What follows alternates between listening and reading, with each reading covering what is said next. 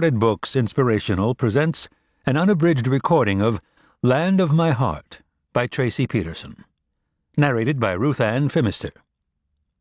Recorded Books Inspirational is an imprint dedicated to stories of faith and the human spirit.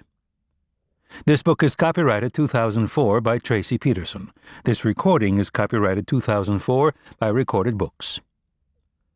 When Diane Chadwick urges her family to move west to her uncle's ranch in Montana Territory, she imagines an idyllic adventure. But when tragedy and the reality of the arduous journey beset them, she fears for her future in a wild country where love and loss seem to walk the mountain paths hand in hand. And now, Land of My Heart.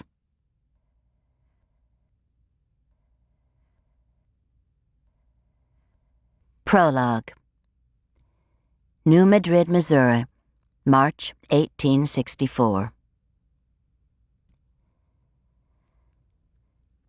Humid air warmed the day considerably. Diane Chadwick pushed back a loose strand of honey-colored hair and sighed, then glanced out the window of the store her father owned, noting heavy black clouds on the horizon. Hope it's not a twister coming, she thought as she stepped behind the counter of the New Madrid Emporium. At 16, Diane had proven to be her father's capable right hand when it came to running the store. Her efficiency, along with her genuine concern for their customers, surprised both herself and her father, who eventually agreed she could quit her formal schooling. Her 3 older brothers had no interest in the store, which suited Diane just fine. Her father had tried, without luck, to mold each of his sons into storekeepers, but they weren't the type to settle down to such a life. They craved adventure and the wild outdoors. Keeping a store inventory and watching the till did nothing but cause them grief and rebellion. "Where are your brothers? We're going to need cash from the bank," her father announced as he came in from the back room. "I failed to take care of it yesterday." "I haven't seen any of them since they left the breakfast table," Diane admitted. "But don't worry about it. I'll go to the bank for you." "No," he said, shaking his balding head.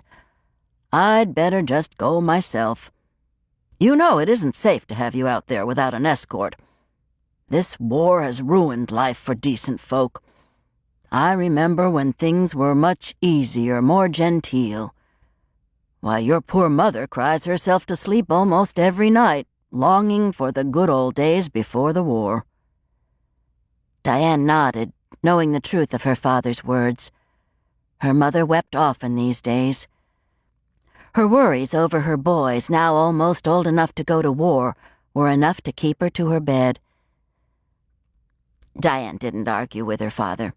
She knew he'd eventually relent and allow her to go to the bank, for he seldom left the store these days. With his family living just above the Emporium, Ephraim Chadwick felt it his duty to stay close at hand.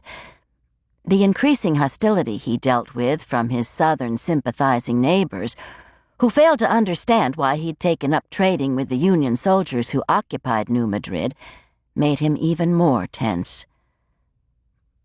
Diane failed to understand the fuss in any case. Business was business, and the war was an infringement upon it. And she couldn't honestly say that she favored one side or the other.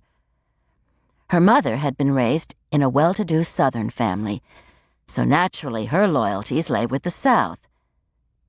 But Diane's father had strong ties with the North, and being a businessman, he tended to do whatever best served his livelihood. She watched as her father fussed with several bolts of cloth before finally heading to the back room. He emerged through the curtain, pulling on his coat, grumbling all the way. "I don't know what good it is to have sons if they're never around to help with the business." He marched to the safe and pulled out the bag he always used for their money. Diane pretended to sort a box of medicinal remedies while her father stormed about the room. She knew he was only looking out for her best interests, but she felt no reason to fear being on the street. There were more than enough Union soldiers keeping watch over the town.